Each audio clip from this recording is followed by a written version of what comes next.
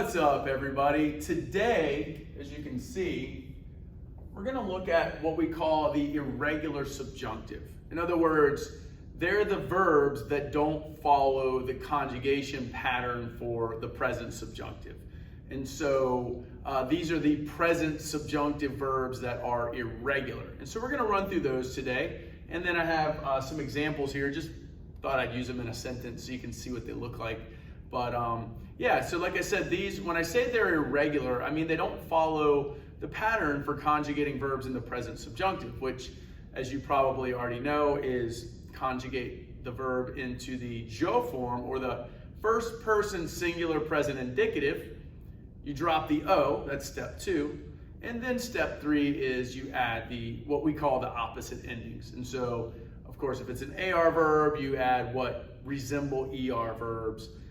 And if it's an ER-IR verb, you would add what resembles an AR verb. And so that's what we mean by the opposite ending. But of course, if you need to brush up on that present subjunctive, have a look at the video. Today, like I said, we're going to focus on the irregular subjunctive. So all that I just said, forget about that. And so we're going to look at how these are conjugated since they are irregular. And so, like I said, what I want to do is run through these. I'm going to pronounce them for you, right? And then we'll just walk through these examples, right? And so hopefully that'll give you a better sense of the irregular verbs and how they're used in a sentence. So it's not going to be any different than how the other subjunctive verbs will be used, but I thought it was worth putting some examples out there.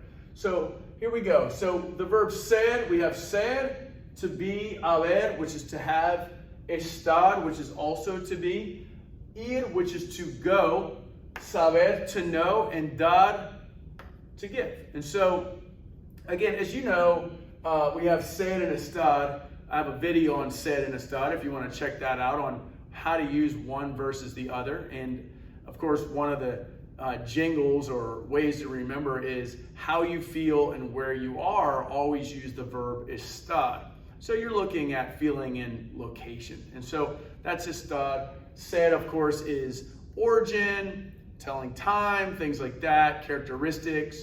And so, but like I said, if you need help with that, have a look at the video. And so let's go ahead and pronounce these. And then, as I said, we'll knock out these examples, these sample sentences we have. So with the verb ser, it's sea, seas, sea, seamos, sea. Right? And that's how that's pronounced. Haber is haya, hayas, haya, hayamos, hayan. Estar is esté, estés, esté, estemos, estén. Ir is vaya, vayas, vaya, vayamos, vayan. Now, I want to pause briefly and highlight these Y's, not just the nosotros Y, but Y in general. Right, and for that matter, the double L, right? But with these, with haber and ir, right? For example, we have ir right here. You'll see that it's pronounced a wide-ranging. It's effectively pronounced a whole host of different ways, right? And what do I mean by that? I mean how the Y is pronounced, right? And so vaya, for example, that's how I was pronouncing it. Sort of a neutral, more neutral sound, you might even say.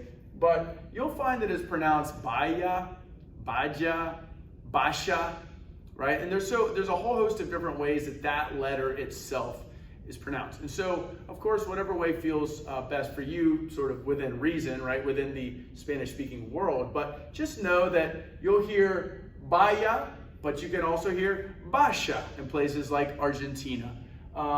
Haber is going to be the same way. You'll hear aya, but you'll hear asha, right? And so just so you know, when you hear that as you travel, that's what you're hearing. And so I want to come back to this one since we're on this topic, but haber is to have, right? And so in effect, it's a it's a synonym of the verb tener.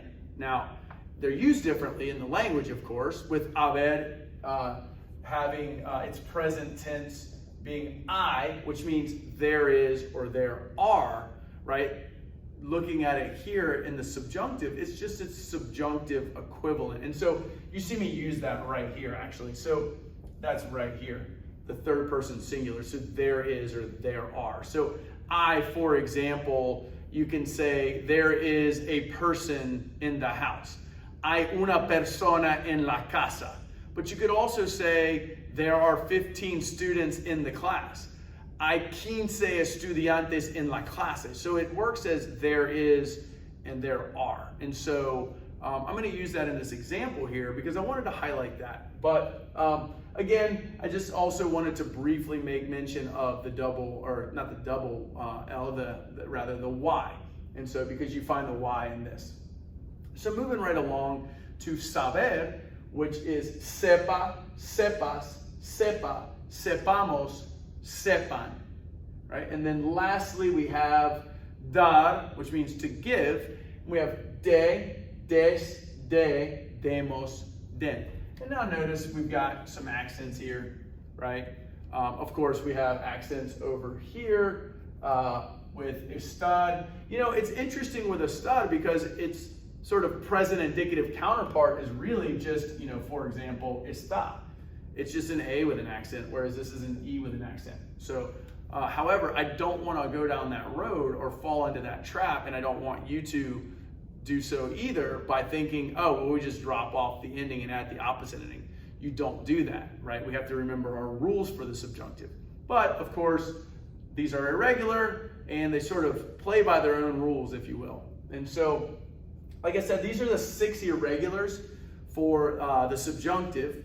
And what I want to do is run through these sentences with you because I want you to see, just give you some sentences and see how they're used in real life, you might say. So we'll start with number 1. And of course, I'll translate it for you so you can understand a bit better what is being said, just in case you're unsure, right? And so we have here, ojalá que haya mucha gente en la fiesta. Ojalá que haya mucha gente en la fiesta. So that's saying hopefully. Now, ojalá is translated mainly in 2 ways, God willing or hopefully. And so we have here, hopefully there are, right, which is coming from it's just your subjunctive version of that, really. So, ojalá que haya mucha gente en la fiesta. Hopefully there are a lot of people at the party, right? That's what you're saying there. And so let's move on to number 2. Of course, by the way, ojalá being the O in your weirdo. So clearly we have to use the subjunctive in this second clause. And so, número 2, necesito que tú vayas a la tienda a comprar algo de comer. Necesito que tú vayas a la tienda a comprar algo de comer. Now, this is vayas, which agrees with to, of course, and that is your subjunctive of ir, which is right there. And so, but not more importantly, but as important, you might say, necesito is a weirdo. And so, because we have a weirdo in the first clause, well, we got to use the subjunctive in the second clause, in the dependent clause. So, número 3, ellos quieren que nosotros sepamos la verdad. They want that we know the truth. Now, I know that's not the best English, but you get the point. And so, they want, right, this is a weirdo, that we, subject of the second clause, know, so this is, let's try to spell that right, saber la verdad. So because we have a weirdo here, we've got to use the subjunctive there. The subjunctive for saber is sepa, but we have nosotros, so it's sepamos. Número 4, dudamos que ustedes sean de Guatemala. So we doubt that you all are from Guatemala. Dudar being a weirdo. It's the D of the weirdo, actually, which is doubt, disbelief, and denial. And so, dudamos que ustedes sean de Guatemala, right? So because we're saying we doubt that you all are from origin, right? We got to use ser, which is right over here, and we're saying ustedes, you all. And so that's where we get sean, right? And so I'll bring you back over to that, sean. Dudamos que ustedes sean de Guatemala. So, and then número 5, right? We'll look at, me alegro de que usted esté aquí. I am happy that you are here, right? And I'm using usted. And so, Me alegro, right? Happy, right? I'm happy. It's an emotion. That's your E in your weirdo, right? And so, me alegro que usted, right? Usted, we are using third person singular, of course. Me alegra que usted esté aquí. It makes me happy that you're here, right? And so, moving right along to number 6, this is probably the more challenging of the sentences because of those pronouns being thrown in there, but hopefully you can make sense of this with me.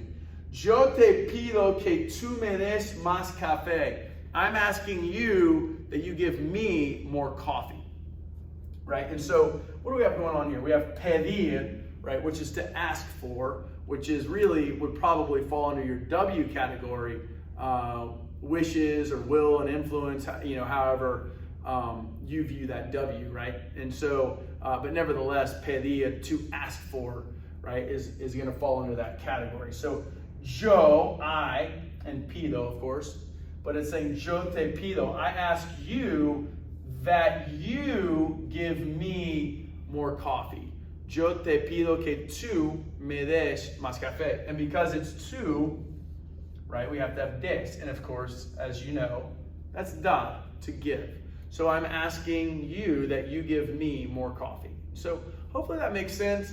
Like I said, this is a look at the irregular subjunctive and some examples. And so hopefully you're able to see some of the irregulars that are found when we use the present subjunctive. And like I said, these sentences, I hope they were helpful in making sense of how to use them, these verbs in a sentence. And so, as always, buena suerte y adios.